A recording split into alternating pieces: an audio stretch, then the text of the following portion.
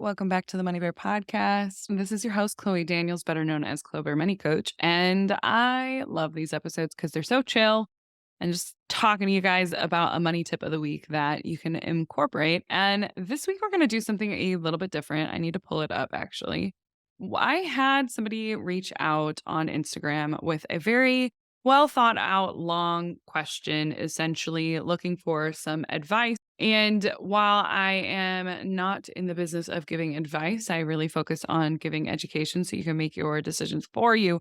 I thought this might be a good teaching moment for folks who are potentially in the same position. What would I do if I was in their situation? We're going to try it out. Let me know if you guys like this format. Let me know if you like hearing real people situations and me giving my opinion only on the situation. Because if so, we can do this more often. But if you're like, meh, wasn't relevant, didn't really enjoy it, you can also let me know on that front. So we will get started on that. But before we do in the quick tip episodes, we always do a little life update. So let's start off with that. So as you guys know, if you listened to last week's podcast episode, I am officially in San Diego. I freaking love it. We arrived last week and I have already changed my mind again. So I have decided I'm actually going to go ahead and move here. And I think that's partly because one, I'm so tired of moving. I really just want to get started with settling in somewhere permanently in air quotes, like for the next several years. But when I got here, I noticed for the first couple of days, I was sad. And I was sad because I kept thinking, I'm going to have to leave here eventually. After the 3 months is up, I have to leave. And I don't want to leave. And so the more and more I thought about it, I was like, let me think about this. Let me think about this a little bit more. Can I do it? Why am I forcing myself to move to Tucson? Yes, I love Tucson, but do I have to move there just because of money? And I kept thinking about it. And the same way that I came to the conclusion that I did indeed want to quit my full time job in order to pursue the Money Bear and Clo Bare full time, I asked myself, when I die someday, will I be disappointed if I didn't at least try? And the answer is yes. So I feel pretty much the same way about San Diego. Someday I am going to die, and I don't want this to be something I wish I had done, that I wish I had just tried it, that I wish I had just taken the plunge because I really am happy here. I really do love it here. And it's got everything I want. The only thing it doesn't have is affordability, but I'm in a position where I can make it happen, even if that means cutting back on some other things. So I'm doing it. So we have the rental that I'm currently at for the next 3 months. So it'll end in August. And so that means next month, I'll probably start looking for an apartment, a long term apartment. And I'm really excited. It's scary because for the last couple of months, I've thought I would be planning to buy a home in Tucson because part of me really does want a single family home where I can spread out and have an office and not have to move if somebody were to sell it or whatever. But I want to live here more than I even want that. Yeah, I'm doing it. I'm like not changing my mind this time because I'm going to start apartment hunting. So I'm really excited. I'm excited that I don't have to leave. I'm excited that I can start the process of building my home here. And it just feels really good.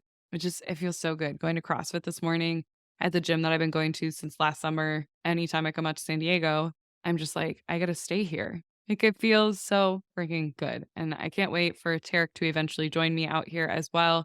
He left and went back to visit his mom for a bit, and then he's headed back to Illinois, and then he'll be here again in about a month and a half. And hopefully in the next 6 months to a year, he'll be able to join me out in San Diego and split rent with me because this shit's expensive. But yeah, so life changed again and I'm no longer saving for a house. I'm moving my ass to San Diego. I'm so excited. I feel really good about this because I can always change my mind. I can always leave, but I want to take this opportunity to try it. Here we go. I'm pumped. Okay, that's the life update. Hopefully, you guys aren't judging me too hard for changing my mind 1 million times because we all knew this was going to happen, didn't we? There's a reason I booked 3 months in San Diego before going to Tucson. It's because I low key really want to do this. All right, on to the listener write in. The listener write in came from Caitlin, and Caitlin had reached out to me on Instagram with the following message. Hi, my husband and I have been on the credit card hamster wheel for a little while. Here's our situation, and I just need some advice. Credit card number one, no interest until next May, 6735, so $6,735. Credit card number two, $3,000. Mutual funds, $21,000, also used as an emergency fund if needed. Do I use the mutual funds to pay off one of the cards? I'm hesitant because of the capital gains tax and it hasn't had much time to grow. This was also a life insurance policy from my dad who passed away, so I want to just keep it there. Side note, my husband and I are trying to have a baby. We just paid off another card, and that felt really good. We also have a vacation planned over the summer that will be about $3,500 as a last hoorah before we get pregnant and hunker down. Should I keep everything in the mutual funds? Should I pay it off? Should I just keep paying the payments each month and keep the mutual funds? Now, this is a huge disclaimer to everyone. This is the only information that I have from Caitlin. So that is how I will proceed with giving my opinion. But there are going to be instances where maybe something else may make sense, but this is why it is my opinion only. So we will get on to that. So I did do a follow-up question for her. I said, are the mutual funds inside of a brokerage or are they inside of a retirement account? She clarified it is inside of a brokerage, which means she can access it tax-free and penalty-free at any time. I'm sorry, not tax-free at any time, penalty-free at any time. And she had gotten the money from the life insurance from her dad when he passed and invested it and bought a house and put 20% down. They are planning for a baby and they want to get out of debt. And then she also sent me a bit of, it would say, or I'm sorry, it says, she also sent me a screenshot of her budget. Sorry, my brain just like totally short circuited. Okay, so I want to look at her budget real quick before I start giving some opinions here. Right now, their total income is about 10 grand, so $9,251. Their mortgage is $1,200, very cheap, love it. HOA is $75 a month. Water is $60, electricity is $98. Energy is $20, Spectrum is $60. I assume that's like Wi-Fi or something. Cell phones 180, groceries are 600 between the two of them, gas is 300. Hulu 75. Let's see here. In red, I'm not sure what Vivint is, but it's $95. And then pet insurance 230. Entertainment $500. Let's see. Side hustle $800. And then car insurance $92. Health and fitness $160. Life insurance $77. Summer savings $841. Okay, so total expenses is about $5,500. And that doesn't include like the minimum payments that they're making to their credit cards. And their leftover income, it looks like, let me double check, income $2,500, but they've got a side hustle of $3,400 and it looks like an additional income of $3,300. So a total income, like I said, of $9.25 thousand dollars. And what she's showing me here is after those expenses is there's about $3,700 left over a month. Again, that does not include those credit card payments. So first, congratulations on keeping those expenses low. Your expenses look really good. The only thing that like stood out to me is your cell phone bill. And this is so small. This is not a big deal at all. $180 for 2 lines. I'm assuming it's only 2 lines. You could look at going into something like Mint. There's a lot of good discount cell phone services out there. And I actually switched over. This is not an ad, but I do use Mint. I have worked with them in brand deals before, but I pay like $40 a month for unlimited everything. And you do have to buy your phone. So that might be why your cell phone bill is a little bit high, but I've had nothing but good luck with them. So something to think about. You guys could take that down by $100 a month. Again, not a big deal, but something that just stood out to me. Now, I want to highlight to everyone here, they have $3,700 left over each month because this person's taking on a side hustle. So they've got $3,400 of side hustle income in there as well, which fantastic. You're doing a great job. And the taxes that they're putting aside is that side hustle taxes is the $800 a month, which is great. They're saving that every month. And it sounds like they've got 2 individual accounts for entertainment that they put $500 in. So fantastic. There's a lot of stuff that you're doing really well here. Now, that $3,700, we got to decide what are we going to do with it. And let's take a look here. She also sent me a screenshot of their current investments. Oh, you guys are with Edward Jones. Can I give you a little warning about Edward Jones? I don't like Edward Jones. Edward Jones charges some of the highest fees, and they have some of the least trained financial advisors I have ever seen in the industry. So I would be wary of using Edward Jones. I would consider potentially managing things on your own or using a robo advisor where you'll go from paying about a 1% plus fee down to a 0.025% fee if you go with a robo advisor, or if you do something like target date funds, you could even pay even less in fees, assuming you don't know how to invest right now, which is why you're using a financial advisor. But Edward Jones is one of my least favorites. Just got to put that out there. But I'm not sure how old you guys are. You're doing really well on the investments front. So we've got over $11,000 in Roth IRAs. We've got 27,000 in a joint brokerage account, which includes that inheritance that you got from the life insurance policy. So between the two of you, that's what, about 30, let's see, 40,000 ish.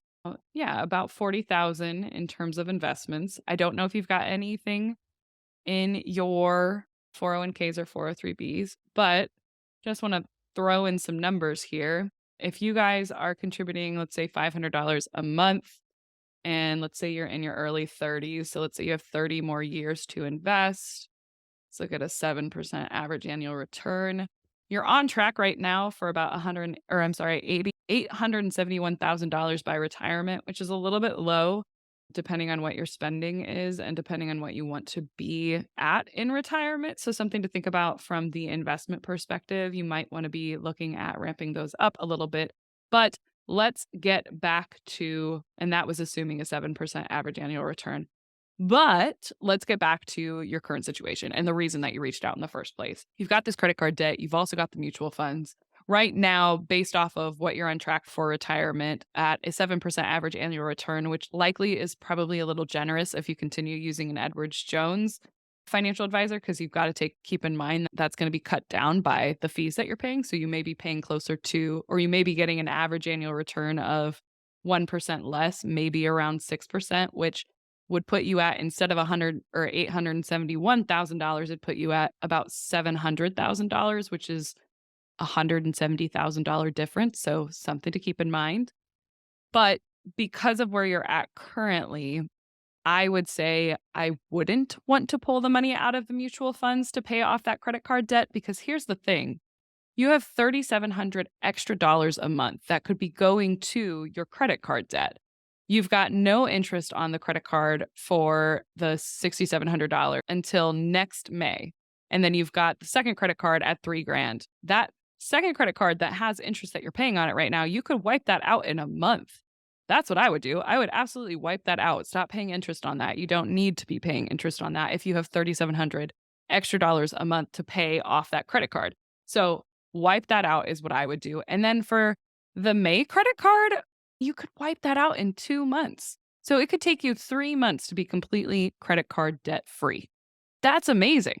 3 months. And then let's say after that 3 months you get pregnant, then you start saving for your baby. Maybe that's a 10 grand savings account that you want to have set aside for the hospital expenses and the expenses that come with having a baby. And maybe your side hustle income won't be coming in as much as your, I was going to say managing a newborn, as you're mothering a newborn.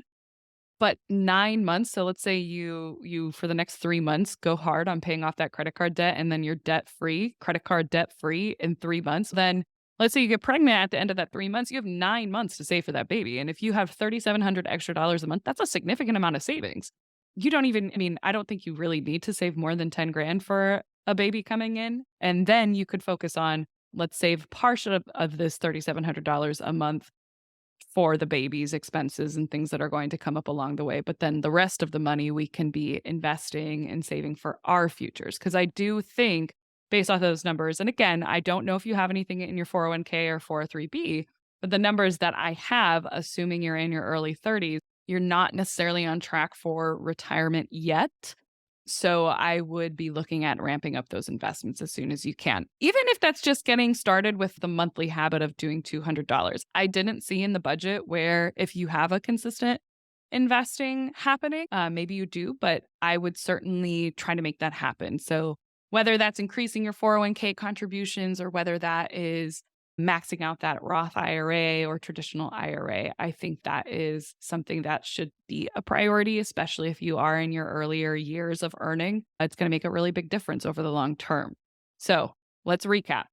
I personally would not touch the money in the mutual funds. You have extra income every single month to pay off those credit cards. One of them is completely no interest. So I would pay that crap off. Okay. You've got about 10 grand in credit card debt, pay it off. That'll take you 3 months if you use all $3,700. 3 months. That's it. And the beauty is that one credit card is not growing. Now, the reason some of you maybe think, why are we prioritizing that other credit card? It's because they have so much money left over at each month for discretionary income. So if you are paying that off in 3 months' time, you're not going to have to worry about that 0% APR credit card becoming a 30% APR credit card at the end of the period. You could, if you really wanted to use that money to super start your savings or invest a ton of money, you could spread the $6,700 out like as a monthly payment, not use that credit card, but as a monthly payment for it to be paid off by next May. But in my mind, I'm like, why risk it? Just wipe that thing out because it's only going to take you a couple of months to wipe it out. If it was going to take you 6 months to wipe it off, then I would be like, yeah, let's spread it out a little bit longer. But the key here is whenever we're dealing with a 0% APR credit card, those things shoot up so high after that introductory rate that you want to make sure that no matter what, that 0% card is paid off by the time that promo period is over. So that is why I would prioritize it. You don't need to take the money out of the mutual funds because, as you said, you will have to pay taxes in it. And right now, it's going to be hard to make that up. It's going to be hard for you to then take that money and make up for what it could have been in retirement had you just kept it in there. So, plus, we don't want to get into the habit of pulling out of our emergency fund or pulling out of our retirement funds for things that we don't need to be pulling out for. So, we want to keep it in for retirement. Now, me saying that made me realize that you said that we're also using those mutual funds as an emergency fund. So, I'm changing the order a little bit. I really want you guys to work on an emergency fund, okay? So that $3,700 a month, that is extra. First, wipe out that credit card debt that you've got interest on. It's only going to take you a month and you will still have $700 left over, but start saving an emergency fund. So if you have $3,700 a month, maybe take $200 of that and put it aside in an emergency fund. And the rest of it, use to pay off that credit card debt. Again, you're going to be credit card debt free in 3 months. And then start saving cash for the emergency fund and the baby fund. Okay. So if you have 9 months to save for the baby and for your emergency fund, let's say you do that for 9 months, $3,700. Let's just take off $200 because we know stuff happens. That's $3,500 a month, right? Times by 9, you could have 32,000 almost saved by the time this baby comes. Half of that, more than half of that could be an emergency fund, like 20 grand of that could be an emergency fund. And then the $12,000 left over could be your baby fund. Now, you mentioned that you've got your summer vacation that's coming up at $3,500. Even if so let's say we got 3,200 even or 32,000.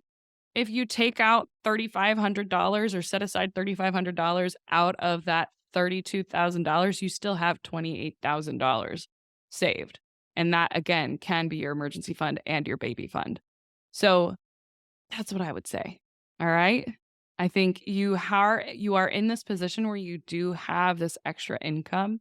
Now it's like, all right, let's use it wisely. Leave the mutual funds alone. If it were me, I would leave the mutual funds alone.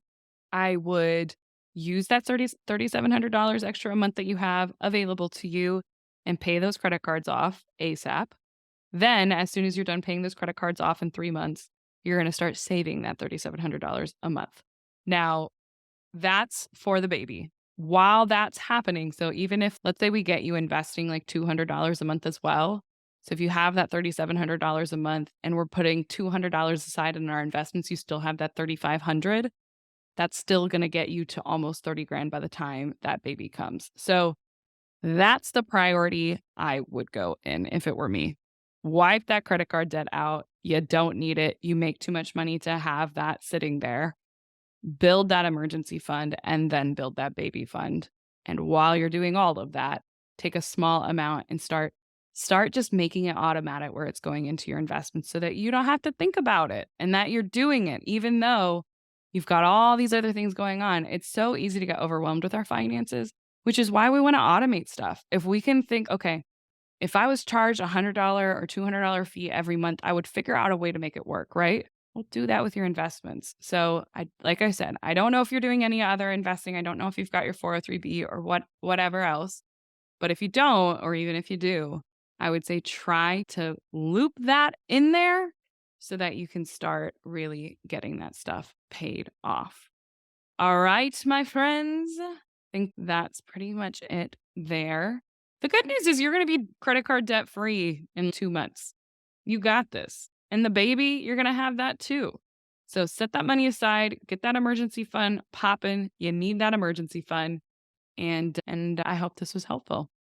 If you guys have any questions, if you would like to be featured on this segment, if you didn't like this, if you thought it wasn't fun, let me know. You can send me a message on Instagram at Clo Bare Money Coach or at The Money Bear. Or if you loved it and you're like, I want more stuff like this, let us know in the reviews. Go rate, review, and subscribe. And if you would like your chance to be featured, you can email us at contact@clobare.com. So I think that's it, my friends. All right. I appreciate all of you, and I'll see you next week. Bye bye.